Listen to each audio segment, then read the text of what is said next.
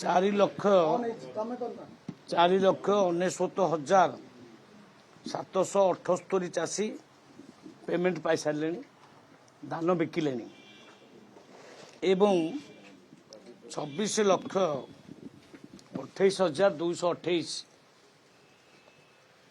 Metric ton चाउल ए धान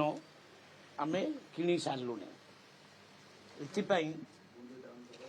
आमर MSP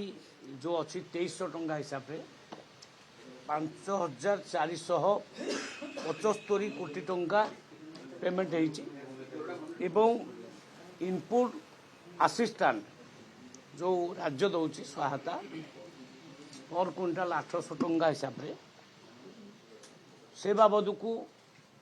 1904 कोटी टंका ऑलरेडी पेमेंट हो जाने टोटाल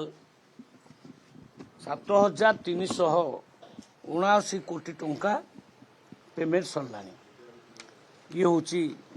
वर्तमान सुधा आउ स्थिति आमर प्रोक्योरमेंट ठीक भाव चली कटनी छटनी प्रश्न उठब ना मुझे एगेन आउ थे कहूँ जोठी जोठी किसी ऑफिसर्स मान नेग्लेक्ट करछंती सेमानकु एक्शन काल निया जाइछि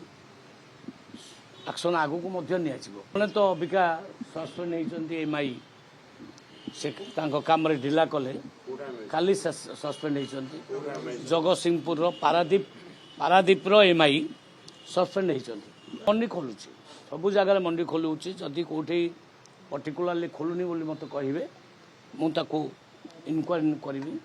से बाबद निश्चित भाव में कार्यकारी करूँ।